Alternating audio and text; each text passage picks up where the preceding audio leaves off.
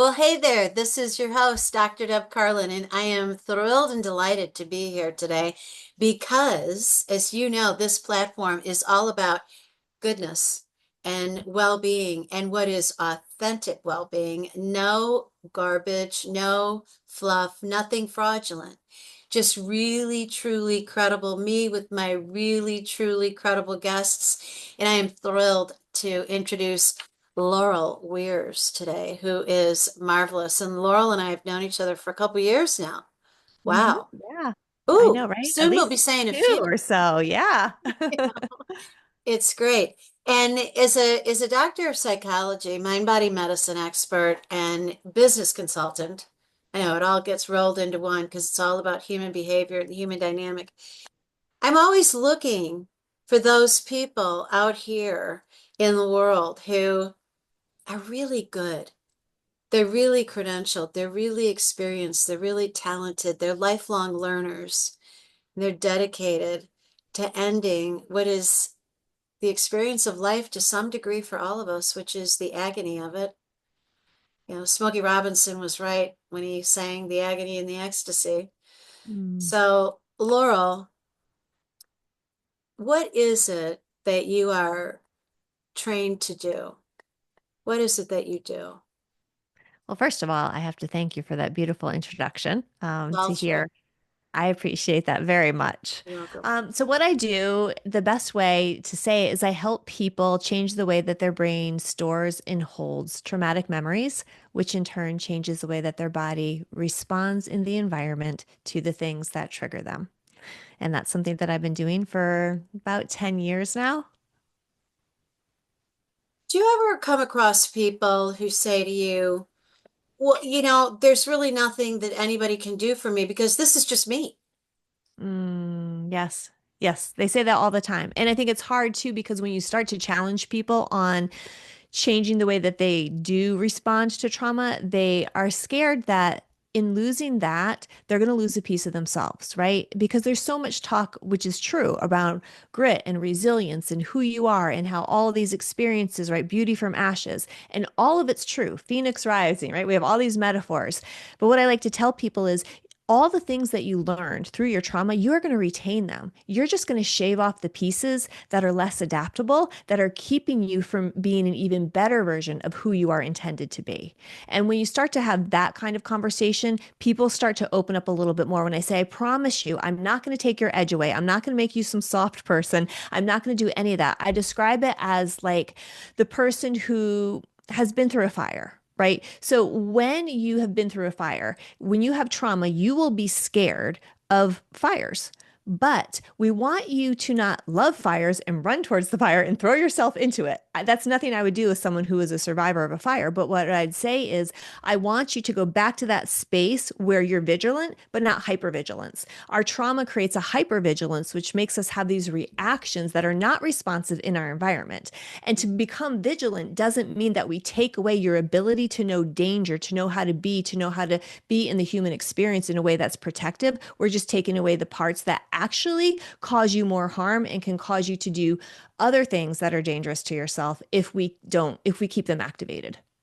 I love how you explain that because one of the things that I face with patients, clients and patients, if we've gotten medical records involved, is the fear that they're losing something that gives them an advantage Mm-hmm. and that is going to dramatically change them. And I look at that and I always wonder, where is it that that came from?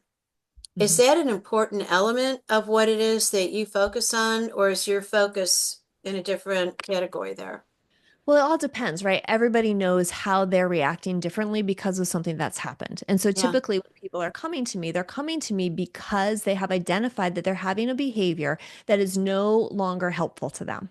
Yeah. And then the big question is, where was this behavior formed? So back to Mhm. your question, which is, is this going to change who I am? One great example of that is when someone's been abused, right? We lose the ability to trust people. And so they'll say, people are not trustworthy, which for them, that is truth. I was harmed by trusting somebody that I thought I could trust. And what I'll say to them is, when we are harmed that way, what happens is we stop trusting ourselves to be able to decide and to feel if someone is worth trusting. So, if we can deal with your trauma, I want you to be able to have relationships where you can trust, but I would more than likely bet that you don't trust most people, which is making it difficult for you to get into relationships. So, how about we just heal that wound in you so that you don't have this huge global mistrust, but we have appropriate ability to listen to your gut, to know, oh, I can trust this feels right, or oh, I can't. Because we know that abuse brings this inability to trust your gut because the person who you trusted said, trust me, and they harmed you. So, really, what I'm going back to is let's teach you how to listen to your inner voice again, because that's actually what was silenced. This is more the issue than the trust. Oh, I It's love trusting that. yourself, One right? of the things I love about the work that you do is that whenever we talk about this, and this overlaps with my focus in trying to get people into peace of mind and be the master of their thoughts for their mind and for their psyche and for their physiology, Mm-hmm. is you're helping people get clarity so Mm-hmm. that they're in their right mind, so that, that trust issue just being one part of it, you're helping them get to a place where they can trust themselves because they're clear-minded. It's not all that emotional Mm-hmm. nonsense. It really is nonsensical because it's so horrible, right? Yeah, and that's one of the words. I love that you use the word clarity because that's what so many of my clients say when they're done. They're like, I mean, I just had it last week. They were like, I am so clear now. I could go on and on and on. And just like the last 2 weeks, how many people have said, I feel so clear. I have such clarity. Oh my gosh. And I always relate it to internal family systems model, like with Richard Schwartz. Like Yes. you have this self, but then life happens and you get these protector parts and these exile parts. And we have all these parts, but they become filters in a sense. That's how I like to describe it a lot, and they kind of cloud the real experience that we should be having as we're interacting in life. And when we can heal, we take those parts and we say, thank you. You came about for a reason. I love you that you're here, but you just don't get to drive the ship anymore. So if you could just take a step back for a minute, and I want to call on you when I need you, but I need to lead from self, and we need to Oh, work collectively together in a beautifully balanced way rather than these parts that were adaptive at one point and are no longer adaptive, them leading the show, them driving the ship. I always say like that. I always have my people imagine that you're like on this tractor and it has this really big bench and you have all these parts of you sitting next to you and you're driving the tractor when you're in self. But when we've been harmed, the other part like kicks you aside and it like hops in the seat, and it's like, I'm driving now. And yeah. I'm like, and that's okay once in a while, but it can't be all the time. Right, right. I love that you do that. What do you think? Well, let me back up a second. What do you call the work that you do? You've got a number of acronyms that you use. Can you share what they are and Yeah. describe them Mhm. and talk a little bit about that? Because I want people to feel the academic and technological part of what it is that you're doing, the science behind the conversation here. Oh, sure. Absolutely. So, what I've developed is called MINT, which stands for Memory Integration and Neutralization Technique. Okay. This was developed out of years of using other trauma modalities. So, I'll describe the three that form the foundation that I weave together to create MINT. So, Okay. the first thing I was ever trained in was called accelerated resolution therapy. Okay. And it's beautiful. It basically changes the way that your brain stores images and sensations so you're no longer triggered. So you're integrating these memories. You're getting rid of the parts that trigger you. It's not the facts, it's not the narrative that holds people back. We all, have come to understand that. To say that something happened to you is not the problem, it's what you see and what you feel when you recount what's happened to you. So the beautiful thing with accelerated resolution therapy is it was an outgrowth of EMDR, eye movement desensitization and reprocessing. Okay. but it's quicker. And that, when I was trained in that, I loved it because within an hour and a half session, you could move somebody who came in and was highly triggered and highly dysregulated at the recounting of a trauma or an event that happened. And in an hour and a half, they can walk out of your room completely neutral, not dysregulated, go back into a triggering situation and have nothing happen in an hour and a half. And so that was an outgrowth of EMDR. And EMDR I use as well, and I'm trained in that, and it's beautiful, but it's a little bit longer because it's more free associative. So when people do EMDR, it works beautifully, just like ART, but you might spend, let's say, like 6 to 12 sessions doing what sometimes you can do with ART with 1 to 2 sessions. So Okay. there's an expediency, that's why it's called accelerated, Okay. and it's more formulaic. So ART is very much a protocol. You know every step of the way what you're doing, where the session starts, and where it ends. Okay. Now, EMDR, beautiful, but it's not that way so much. It's Mm. more free associative in that you're letting the client's brain process these neural pathways, these memory pathways, and it is integrating. In a sense, I explain it as we're metabolizing the memory. When we have trauma, it's the memories stand out in our brain and they're constantly trying to get our attention. And that's what a trigger is. It's like, hello, hello, we're not integrated, we're not integrated. And so when you use EMDR and ART, you're taking these memory sets and you're letting the brain do the work that didn't get done initially. So when we sleep at night in REM sleep, our brain is metabolizing all Mm-hmm. of the moments from our day. Mm-hmm. But when we have a traumatic episode, or not even trauma, but something of impact, Mm-hmm. it's like it gets stuck and our brain needs a manual override to Uh-huh. do what it typically does when we're sleeping at night. So when you use these therapies like EMDR and ART, you are helping the brain in like a lucid dream fashion metabolize, integrate, and make sense of this memory. So when it puts it back in your brain, it's neutralized. So it Mm. doesn't impact you any more than remembering what you had for breakfast yesterday, right? That's how we want it to be. It's a fact that we may not like, but that it no longer creates any sense of dysregulation for us. So EMDR is what the woman who created ART, that's what she learned first. And when she used it, she was like, ooh, there were some tweaks that she found worked better for her. Mm-hmm. And with all trauma modalities or any modality, if you're not going to do it true to form, they tell you go back and do it our way or create your own thing. So then she created ART. And now the third one that I use is called critical memory integration. Okay. And that's different than both of those because it doesn't use any form of bilateral stimulation. And by Okay. that, I mean whether we're moving people's eyes back and forth or tapping on them to get both sides of their brain talking to each other. But this is more an overarching modality where you're trying to connect back to your core self. So it does a lot of inner child work, a lot of past work, like what didn't you get during that season of your life when something happened, and Yeah. really being able to hold your earlier self and connect with them and to really sit and honor what that experience was like. Mm. So, what I found was when I would use ART, sometimes it would miss processing certain things it needed to because Oh. it's so quick. Uh-huh. People would have other memory sets that would pop out, and ART would say, well, that's another session. And so you could, what if the person has like 6 memories? That's 6 sessions. That's a lot of stuff. But Yeah. you could take EMDR in the middle of a session using accelerated resolution therapy, and I can process out some of these other memory things that come up within that session. Same thing, integrate the memory, metabolize it. So I started to weave those two together. And then critical memory integration, I start using this piece of, but let's also connect to that version of you that this happened to and Yeah. the depth of the connection and healing that happens when you do that. Sometimes I don't even have to use the other two therapies if I use that.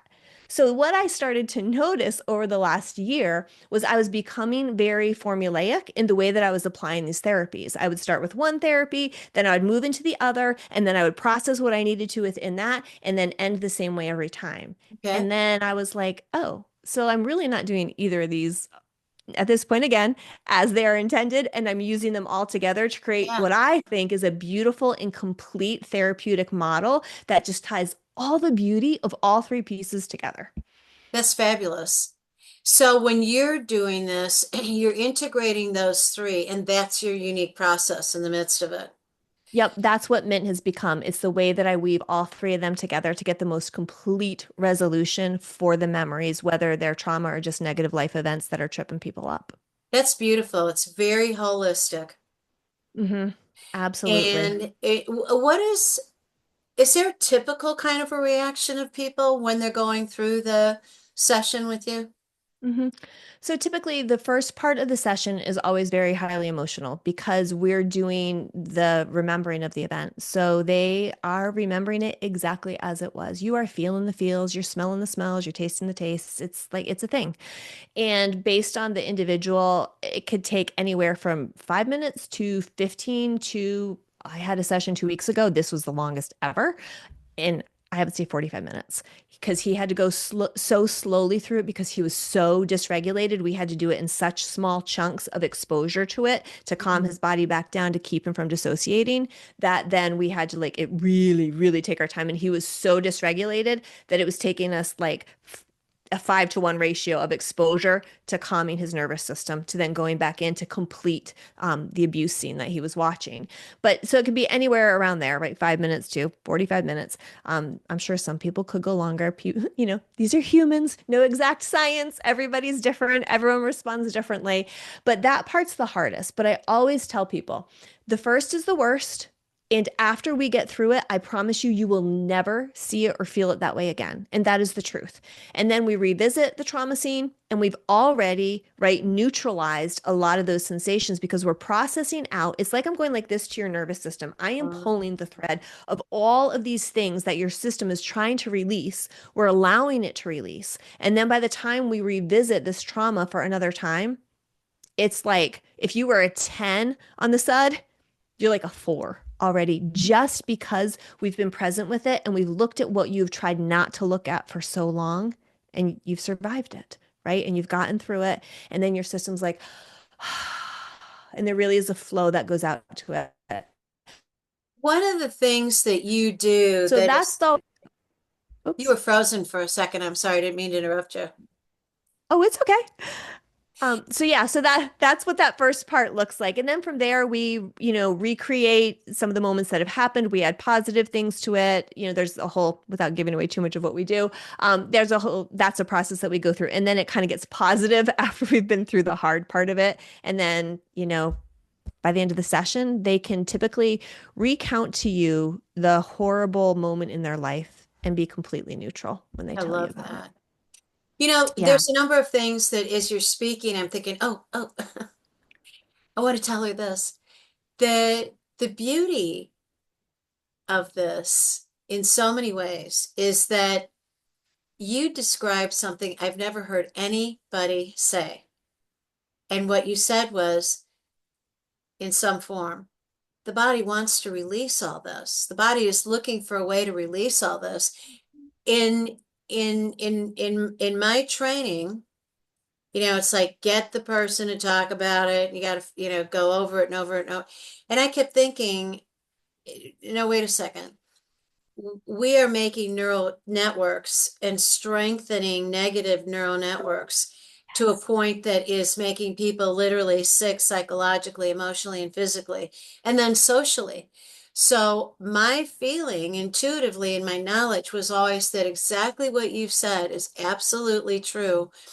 But people, it sounds corrupt. I'm not accusing therapy of being corruption, but it's naive and Hmm. it's on a different track than you and I live on or can abide. Hmm. You can't allow people to repeat the pain and stay there. To do it as a cleansing, as a process, that's one of the things I love.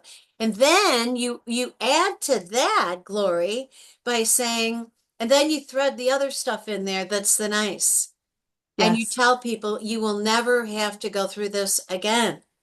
Yes. And it's so beautiful, they sometimes can't even find it. So, like, when you have processed that negative memory and you say, go back and find it, they're like, it's not there. Because the brain has literally, it's metabolized it. It's not there. And then they see the good stuff that they put there. But you're right. This is the part that I get really frustrated with. And I always say, if I could, my soapbox is do not go to talk therapy thinking that it's going to resolve your trauma the way that other therapies can. Now, I'm not saying that there haven't been people that haven't resolved their trauma in talk therapy, but in general, you are just desensitizing, you're not integrating. And there's a big difference between Big. getting used to something and, being able to muscle through it and being able to just have it over. Yeah. And you're right, the body is always like when people tell me they have triggers, they think I'm crazy because I get excited. And I'm like, oh my gosh, that's so great. Like now we know exactly where we need to go. We know where the work is. Your body is telling you, like, right here, this is the memory. This is what we feel. And so, like, I know it sounds terrible, but we can do this. And once we get through it, it's over. And the body is so smart. It's saying this is causing us pain. Please, let's just get rid of it. You come at this with so much enthusiasm, lightheartedness, knowing how deep it is, that people get inspired to walk in your direction. It's exactly what's happened with me, with you, is, you've got this wonderful energy of it's going to be fine. And I love that. And it resonates with me. What in the midst of that, what is it? This is going to sound like such a ridiculous question, but there's no such thing as a bad question, right? Nope. Nope. What is it that happens to a person? Like who's listening, who's watching this episode? How do they know that they need you? I love that question because, so thank you for asking it. Because again, Yeah. it's the thing I wish that I could scream from the rooftops. Yeah. I tell people you always want to look for, well, some people, one, they just know. They're like, oh, I have trauma. I know I haven't done anything about it. Those are the people that aren't saying, oh, I wonder if I need her. But I actually got asked this question 3 days ago by somebody at a conference I was at. And she was like, I don't have big trauma, but I don't know. Like, same thing. How do I know if I need you? And I'm like, well, are there things in your life that you feel like no matter hard as you try, you keep responding in a certain way and you're not pleased with that response? Is there growth that you want and you don't know why you're being held back? Is there a relationship that you know could look different, but for whatever reason it is, you know you can't do the thing you need to be vulnerable and to have the depth in that relationship? Is there a way that you're parenting that you are not proud of and you're like, I just can't help myself? So I always tell people it's that thing that maybe you've even identified and you keep cognitively saying, I will do better. I will do different. I will show up in another way next time. And no matter what, you can't. And I'm like, that is when you know you need me. Because what that means is this is not a prefrontal cortex issue. This is nothing you're going to think your way through. This is an amygdala issue. This is a fight or flight issue. This is your body is stuck in some way of behavior that is tied to a survival mechanism in your past, whether it was small or big, and it just hasn't gotten the message yet that it's over and it's okay. And then once we do that, then you don't even have to cheerlead yourself anymore to say, I'm going to show up at that meeting and I'm not going to bite the head off of the person who's getting upset in the meeting, or my boss isn't going to trigger me. I'm just going to smile and I'm going to grin and bear it. Yeah, that's That, so horrible when people do that. It yeah, makes and, it and it, worse. yes, It's because fake. it's cognitive, right? You're Yes. trying to, but it shows that there's been no internal change or transformation. So the best example is I was working with a guy and we did 3 sessions together and we talked last week. And when we got done with the third session, he said, you told me that this would be easy. He said, you told me that when I got done, I would be able to do these things that I've been so intentional about, and I wouldn't even have to think about them anymore. They would just happen. And he said, I couldn't even grasp when you said that, like what that would look like or what that would feel like.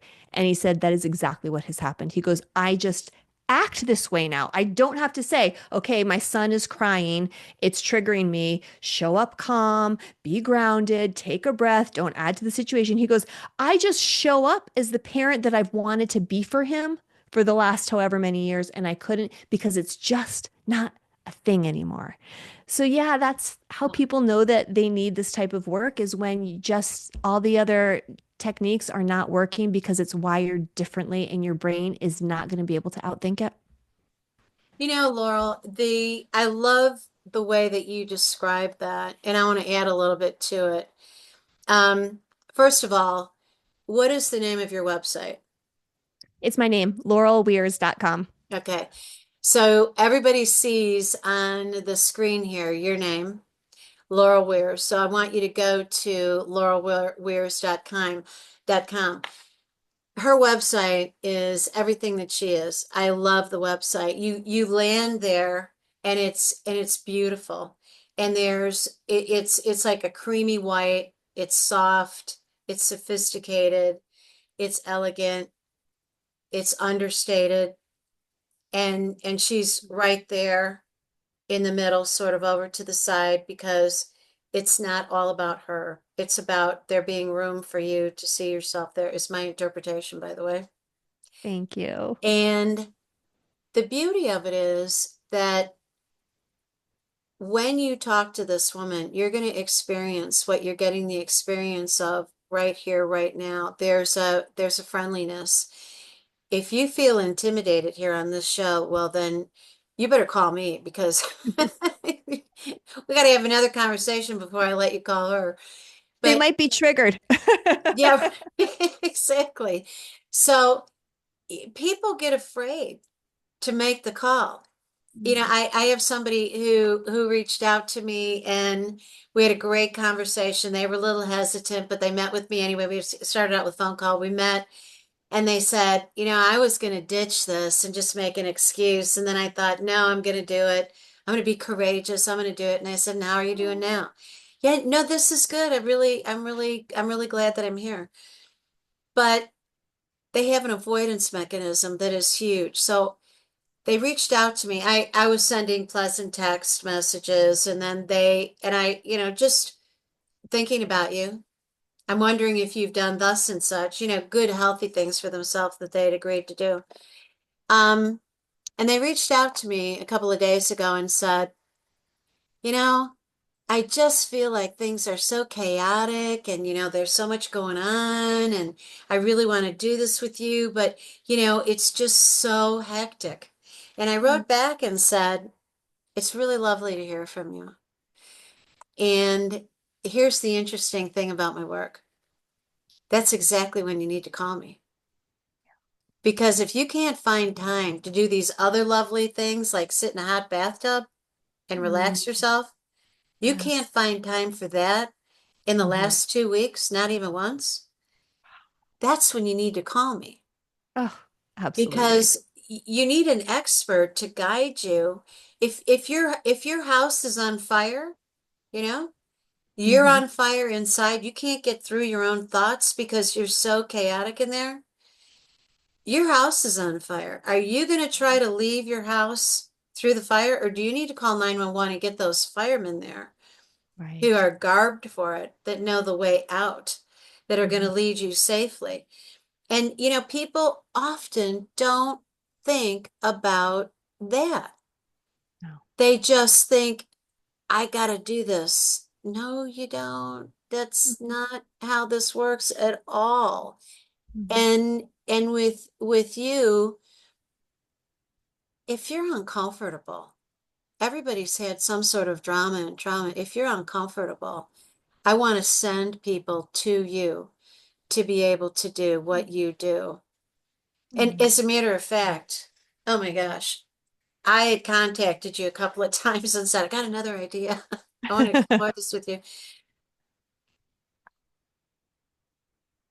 I think that this is probably an unreasonable question, but there's so much pain and suffering out here. I'm wondering, is there a way in your professional expertise that you can deal with groups of people who have been completely terrorized to help them? Or this is so personal, we need to keep it one-on-one intimate?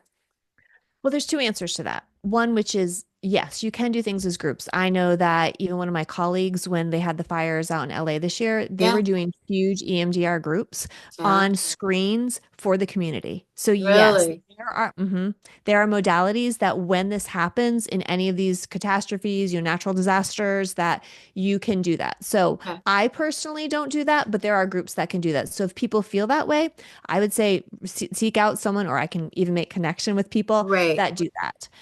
But as far as the work that I do, I've not found that I can do it in a group because everyone's experience is so different, and how long it takes them to process through certain Right. things. I don't know what that would look like. Trust me, I have thought, how can I do this? I think there's one little thing I can do at the beginning that I could start doing with people, and that I'm really starting to and think about what that would look like, but it would almost be more of an introductory. Let's find out where your stuff is. I can definitely help people do that. Like, let's feel in your body, let's go to that memory set, let's figure out where that is. But as far as the clearing of the memory set and the processing, I'm not yet at a place that I feel like I would want to do that on a wide scale because I have seen one on one how intense it can be. I can't even imagine if I had like three people in a group of 10 having a reaction like sometimes people can have. Yeah, as much as I've thought about it, I've also hesitated bringing it up because my desire to heal people and help people get healthy is strong, but at the same time, when I watch events with big name coaches and I see what they're doing, a part of me is terrified because they're opening people up and I'm thinking, I'm sorry, but you don't know what the heck you're doing. And now this person is bare naked and they're Yes. crying, they're crying. They're hysterical They in are front of dysregulated. thousands of Yep. people. Are you going on to the next person? Because that scene in that auditorium has triggered people all over the room. Who's taking care of everybody? Oh, Deb, thank you for saying that because Yeah, I have been on the other end of this. Recently, I had a situation in my life yeah. that three girlfriends of mine were at where somebody did this. And this person thought they were doing a great thing, making connection.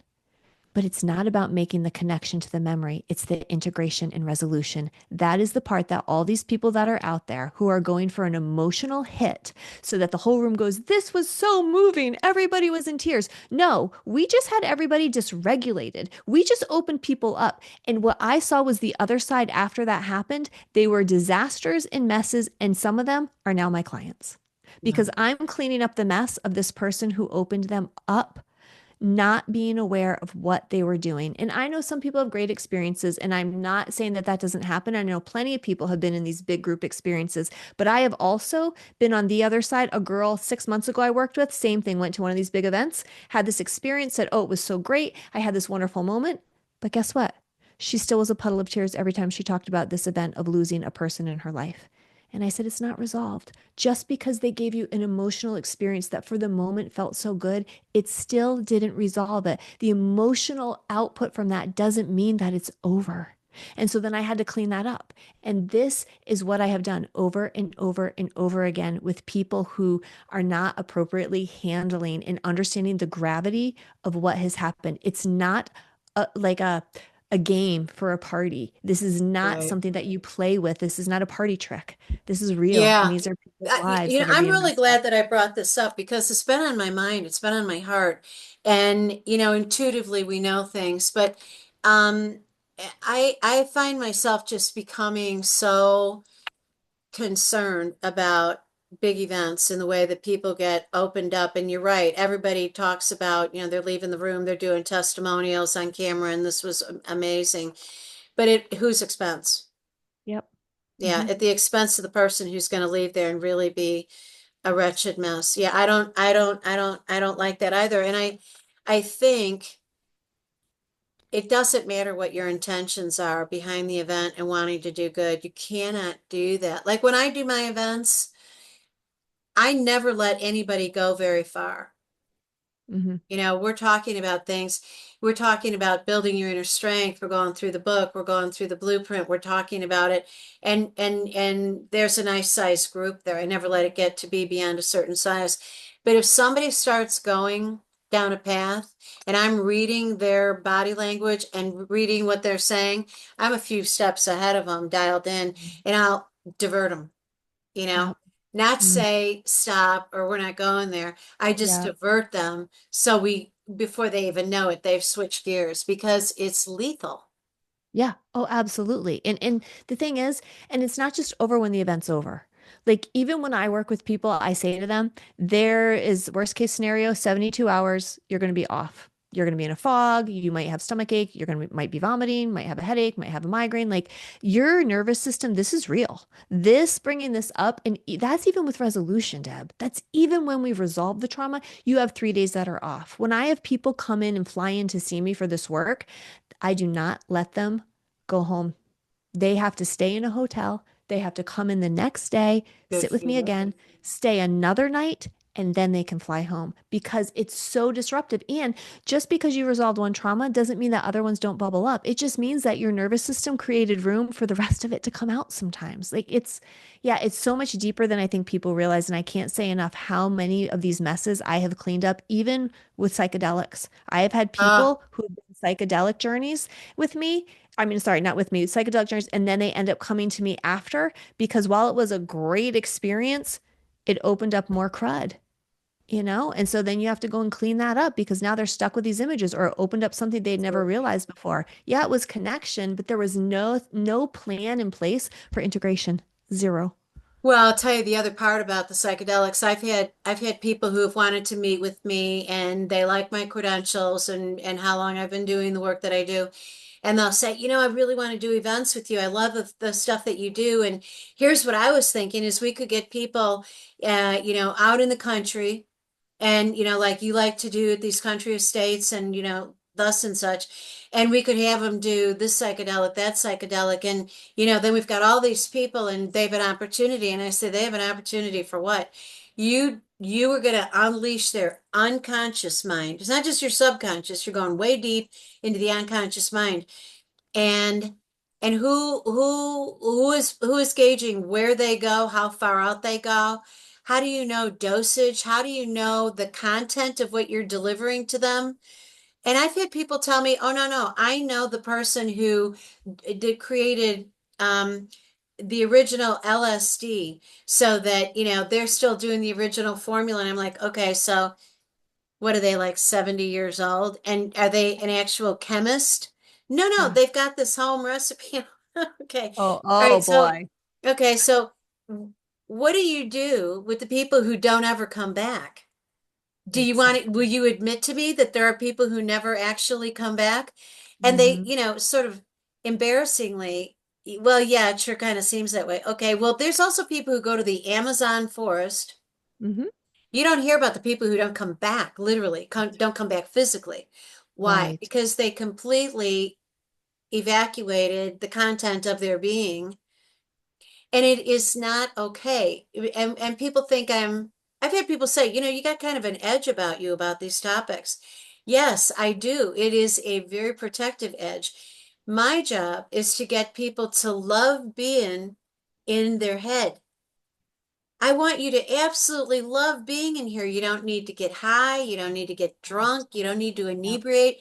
You can take a journey to wherever you want to go. You've got the whole universe in your head, and you connect it to your heart and your gut, and you got it made. You're in paradise. Right. And that's the goal, right? To get to that clear-headed space with it. And Yes. and I think what you're saying is right, there's both sides of it. I do think that there are times, and I've heard it, testimonials, that it does work. I'm not downing MDMA, ketamine, psychedelics. I know it's done great things. My concern is we don't hear about the times that it doesn't. And just it has to be done in the appropriate way with appropriate guidance, because if not handled correctly, it can be messy. Like, so it's hard. It is. It is hard. So, um, one of the things that I am wondering about with you in terms of how you prepare people to come to see you. Mhm. If they are so anxious and amped up, and what do you do to get them ready for their time with you, either locally or they're flying in? So typically what the way that it works is we have a session that we're kind of doing an assessment where we lay out all the things that we're going to be working on. Mm. And I prep them that between then and the time we work together, honestly, they're going to be a little more amped up, right? It's like we're opening up the box, the stuff is starting to come out, it's stuff that they haven't thought about for a while, and it's uncomfortable. But then just talking about, right, grounding, being able to, have some thought stopping, spending a couple minutes just journaling, every night. But it's just the reality of it is that you're going to be slightly off because the stuff has to come out and I can't candy coat it. And then when they come with me, yeah, they all say the same thing. I'll be like, "How are you feeling?" They're like, "I'm nervous, but I'm excited." And I'm like, "Yay, you're like everybody that's gone before you." Like, there is nobody that has come into my office to do this work and they're like, "I'm so chill. Like, this is going to be great." Everyone's like, because, right, it's a different form of therapy. We're not talking. I'm moving your eyes, I'm tapping you. Like, we're doing all sorts of different things. And you're not talking a ton. I'm calming your system. You're watching these scenes in your head. So there's not a lot. It's more, I'm here with you. I got you. You're right. This is going to be rough, but we're getting through it and it's going to feel so much better 72 hours after you leave. Like Very worst good, case good. scenario might be better. But no, I just kind of prep them more for, I think it's having realistic expectation as to what it's like. And I tell people I could probably scare you away with the FAQ section, right? When we do this work of like what could possibly happen, what could be the results. But it's somatic. It's in there anyways. Your body's holding onto it anyways. We already know that we feel uncomfortable because of it. So it's just expecting that letting it out might be a little uncomfortable, but then once it's out, it's out. The phrase that runs through my mind as you're saying, what you're saying there is, you're free to be you when we go through this process. Hmm. Yeah, Absolutely. Yeah. without that interruption. Yes, without that, squashing it down, without that stopping it. And you can see it. And with men, a lot I see it too. It's like once those tears come, it's hard, right? That's not something that they're used to doing. They're so used to squashing that and shutting it down. But be like, no, this is your time. This is your space to finally be free. Right. And then when you give them that room to do that and they feel that safety and they know there's zero judgment and that it's par for the course, and just being there and journeying with them in that silence and holding that space, I always say it's such sacred work. This work, it's beautiful, it's sacred. It costs a lot energetically for me Yeah, and it for is. them too, because it's spiritual. Yeah. Yeah, your spirit sees theirs and there's Mhm. an engagement there. Yeah, it's huge. Do people leave the work with you and report back to you physical shifts that they experience? They're not suffering physically in ways that they had been. Oh, so this is a cool story. One man that saw me last year, his story always stands out to me. He was having a ton of back pain for years and years and years. And when we were doing the session, one of the images that came up was that he had been abused and the way he had been abused, and it was that part of his back. After we did that session, he has had zero back pain. Love that. A couple months after that, I had a girl who always had this like neck and shoulder issue stuff. Never knew what it was about. Got done with the session. In the session, she saw the scene where her shoulders were being pushed down.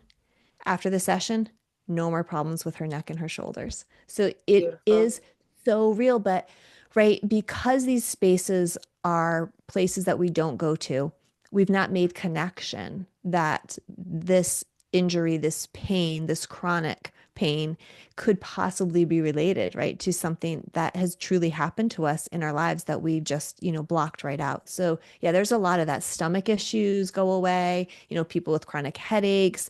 It's a lot to hold on to this. It And one of the is. biggest things is how light. And you probably notice that with people when they're done with this work, they just say, I feel so much lighter, right? Yes. It's a true physical, right? Yes. It's an endorphin release Yeah, it and it's an emotional release. So, yeah, I always used to say that there's sometimes that I can sit with clients and it could just be me and you could call me crazy. But as I'm sitting there and watching their faces, I can swear they're like aging backwards in front of my eyes. is. That there's just times that it's almost like in the movies, like this morphine is happening and you I you can just see it and you're I love like, that. there it went. Like you can just see like everything they were holding is gone. Yeah. It's so beautiful. Well, I'm feeling more attractive during this conversation. It's like I'm younger now.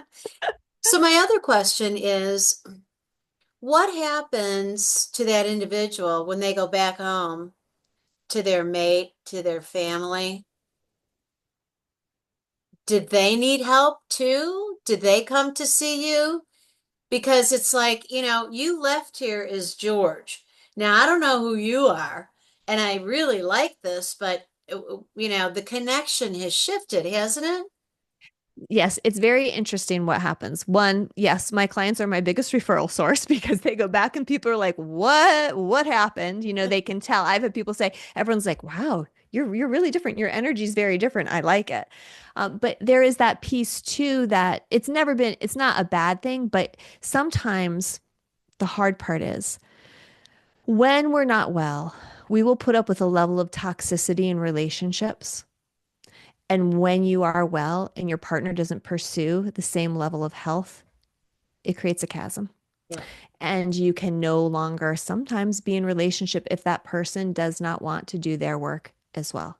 Now, you will not be near as dysregulated by their stuff, but there is a thing, right? I was a, marriage and family therapist by training. That's what I am. And I would always talk with my couples about how they're doing a dance. And when I shift the steps of one partner, it inevitably will shift the steps of the other. So either we learn the dance together or we're going to keep stepping on each other's toes. And so that is kind of like what happens with this work when I send people back. But for the most part, people just notice like you're so chill, you're so grounded, like it's lovely to see you feel so different, you're not stressed anymore. It's usually very positive, but in relational situations, it's another thing to navigate. And Yeah. lots of partners will say, "Oh, my wife needs to be here. Oh, my husband needs to come in." That's fabulous. So, do you, what age range of people do you work with? I don't do this work with children. I have done this work with children. I've done it in the past when before I was doing the type of work I am now up until Mhm. 2 years ago, and I was doing clinical work. I would take people as young as 10 to do acute stuff with my accelerated resolution therapy. I found before 10, and granted, everyone has a different opinion on this, so this is just Yeah. me personally. Before 10 years old, I felt like the results were inconsistent, and I'm very much if you're going to come, I want to be able to do what I can say I can do for you. Yeah. And I just felt like it was too much of a gamble based on their intelligence, their emotional intelligence, if they could handle metaphors. A lot of it's metaphorical work that we're doing. So I would just kind of myself draw a line there. I have done 7 and 8 year olds, but they were extremely intelligent and it worked. But it was like, okay, if you beg and plead me, maybe I will take a chance on it and do it. And Yeah. it's not going to harm them, but it just won't do what it's supposed to. So the people I have done under 10 or even around 10, I'll say, I'm not going to guarantee what's going to happen, but we can give it a shot. Worst case is an hour and a half and it doesn't do what it's supposed to, or it does. But typically I prefer to work, above that age range, but it's all the way through until we get with older people that could possibly be struggling with dementia. That can get difficult because the tracking, they need to be able to hold a thought. And so I have had situations when I was a trainer for accelerated resolution therapy that there was a clinician who, unbeknownst to everybody else, was actually starting to have dementia. And we got in the middle of a protocol and she couldn't keep track of where she was at and it kept her stuck looping in a Oh scene. my. And so it just showed the importance of you have to make sure that a client can hold a thought as well. So those are kind of the two ends of where I say no. But then in between, it's any age is perfectly fine. One of the things that I hope our audience is getting a sense of with you is how completely present you are.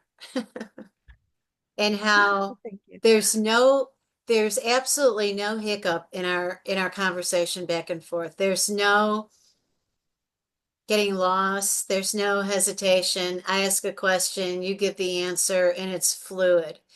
And that comes from being a real pro and being really passionate and really dedicated. Well, And thank you. I'm such a fan of you. You already know that. It's amazing. Thank you so much. I really appreciate you saying that. So, what is our audience is sitting here and they're thinking, all right, I'll go to the website. All right, I'm already on the website. But what can I do for myself today? I mean, do I need to take a Xanax? Do I need to take it? Hang on, hold the phone. We have solutions for you here. So, Laurel, this is not audience members. This is not a do-it-yourself model, either for me or from Laurel. But there are things that both of us can share with you that you can do to ready yourself, to get ready, to take it down a notch if you're on the ledge come over here and sit down is number one. But what is your advice, Laurel, for people who are, I don't even know how you describe them, they're uncomfortable. Hmm. Oh, I love that you asked that question because I have a much better answer now than I had a couple years ago. So I recently gave a TED Talk, and this is what I talked about. I talked Yeah. about the things that you can do, right, without being in the therapeutic office that kind of start this work and can bring you some calm and some peace and make you more present with what's happening. So a lot of this is based in the intelligence research. But what I tell people to do is first notice when your reaction is a little extra. Yeah. So when nine people in the room are chill and you are, not, that's a sign there's probably something going on. Or people are like, why do you guys have to take it to that level? Why do you have to get that way? Or you walk away and you go, yeah, not my proudest moment. I want you to notice those moments and then ask the question, is this about now? Or could this possibly be about something else? And if you realize that this could possibly be about something else, the second thing I want them to do is to sit there and hold within their body that feeling that just came up in that moment that they were extra. So just take a minute to say, is my chest, my heart thumping? Is my stomach feeling sick and tight? Are my shoulders coming up? What sensations are going on in my body? And then with that sensation, if you feel like it, close your eyes and say, have I felt this before in my life? What does this feel similar to? And you might get one of two things. You might find out that it brings you back to actually a really big memory, to which I would say, beautiful, call a professional, start exploring that. Or you're going to find that this memory is going to float across your mind or this image, and you're going to be like, oh, that's so silly. That was like third grade. What does that have to do with anything? Or that was ridiculous. It was the time that, someone laughed at my dress or laughed at my shoes, or I didn't, make the hit in baseball. And then I would say this to you, don't discount that moment. Thank you. That moment right there is telling you, just like I said earlier today, it's staying out going, hello, hello, notice me, notice me. There's something here that's important for you to listen to. And then what I want you to do is sit with that version of yourself and say, ah, that was really hard. That, yeah, as much as it seems small, it left a mark.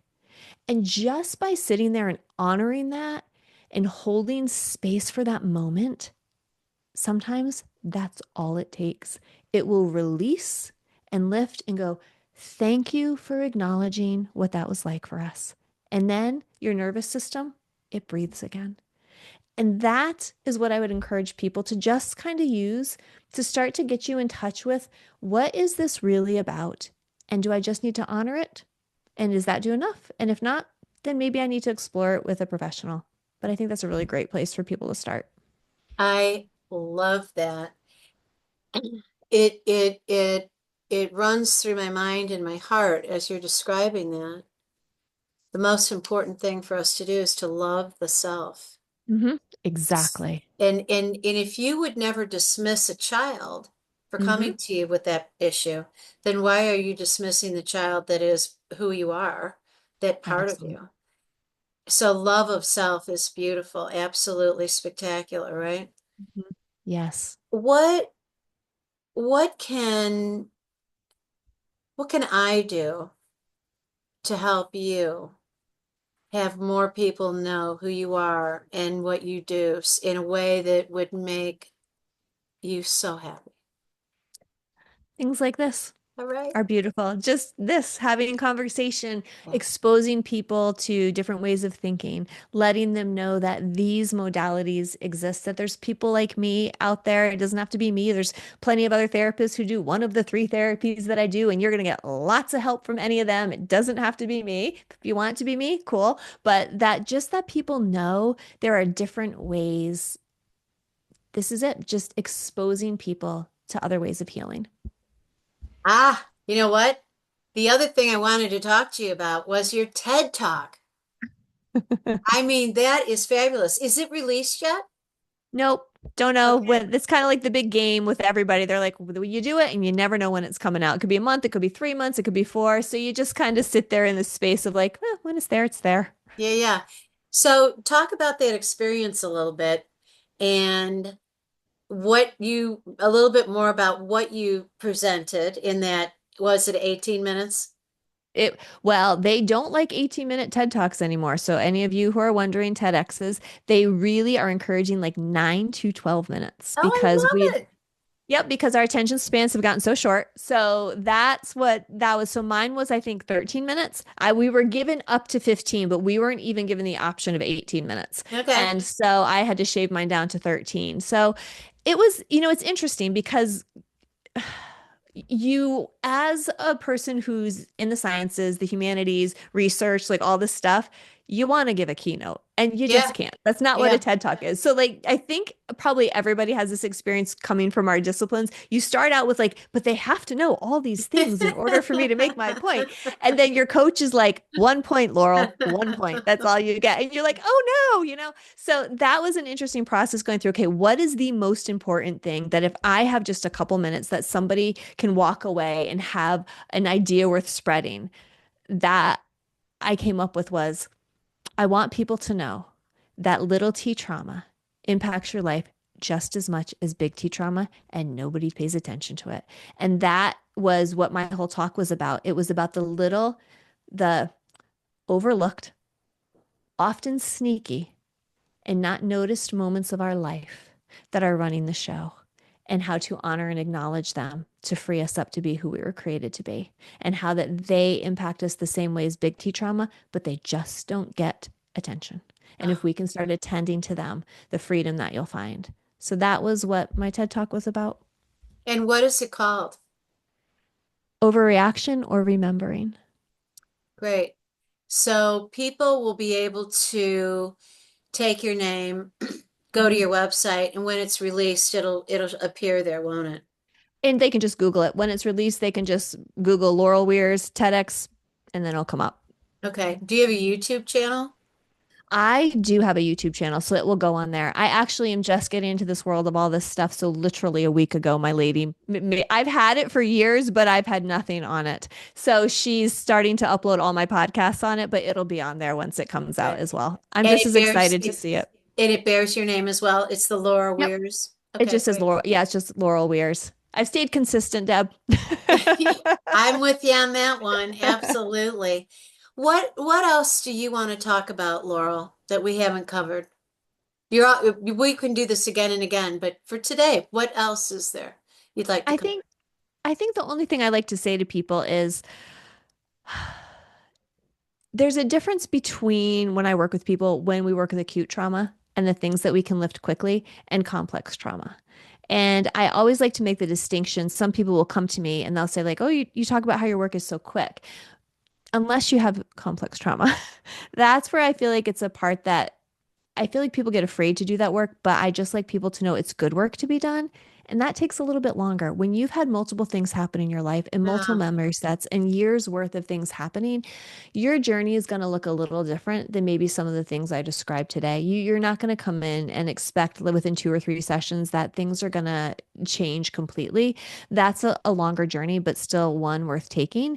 But to encourage people, I think complex trauma gets a bad rap. And I think a lot of clinicians are scared of it. I've seen that. I've seen it whether you're an EMDR clinician or an ART clinician. It's very overwhelming, both for a clinician and for the client. But to really be encouraged to start that journey, that it does not have to stay that way, and that all these modalities are beautiful ways to start, I call it chipping away at that process. So. hallelujah. That's fabulous. Well, do you have any questions for me?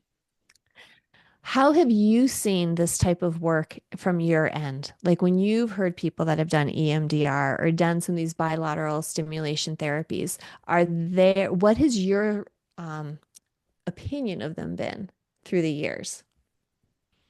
The patients on the receiving end? Yeah.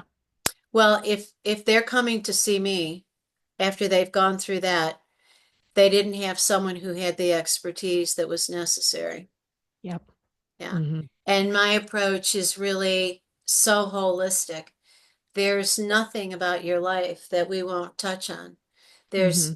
There's something there somewhere that's haunting, Hmm. that's making you uncomfortable. Yeah. So I'm going to bet you $1 that nobody who you've seen is going to land in my care. Deals on. Yeah. No, I that is so good, Deb. You are absolutely right. And actually, now that you say, there's something else I want people to know. So this is a common thing that's happened. I will have people come to me who they're like, "Oh, I did EMDR," but the person never did it. What I have found is this: I love EMDR. I will start with that. I love it, but not all EMDR trainings are the same. Yes, Not all EMDR clinicians are the same. that's right. Most EMDR trained people actually are scared to use EMDR and they spend forever and a day doing history taking and setting it up and not actually There you go. engaging in the therapy. And so people get tired of it and they come to me and they're like, I did 7 sessions and we still didn't do anything. And then I'm like, yep, I'm so sorry, but that is not an uncommon experience. So when you say that, it does not surprise me, Deb, that you have had people land in your office that have not gotten the help that they needed Yeah. because clinicians are not, a lot of EMDR clinicians are not competent enough to do that work. And it's hard. It's a long training process, it's a long supervision process. There's a lot to it. So, Yeah. yeah. Well, this has been fabulous, and I thank you so much for your time for coming in here today. Oh, well, I thank you for having me. This has been really fun having this conversation. Honestly, I just feel like I'm talking with a girlfriend. So, thank Yeah, you you. are. True, true. So, to all of you who are out there watching us today, I hope that you've enjoyed. I hope that you've learned. I hope that you've gotten hopeful in here as you're watching and you're listening to Laurel and I both. And I invite you to come back again and again. And this will not only go up on YouTube, it'll go on all of my social media outlets. And Laurel will place it wherever she wants to place it. And we hope that you come back again. There's a lot of names for my YouTube channels because I've had several, but there's Dr. Deb Carlin. There's the Carlin Institute. There's the Paradise Movement, which really encapsulates everything because paradise, like Voltaire said, exists in your mind. If you're good in here, everywhere can be paradise. And if you're not, nowhere will be. And it's Mm. also about a radio show that I did. We just got celebrated for 11 years of that show on Blog Talk Radio called The K Factor, where K equals kindness and the factors are all the things that lead to it. So, on that note, I'm going to leave you with the kindness of Laurel Weirs and me and her and I combined. We'll come back together again and again, and we hope that you'll join us. So, keep an eye out on her, laurelweirs.com. And you know where to find me, Dr. Deb Carlin at your service. Peace out.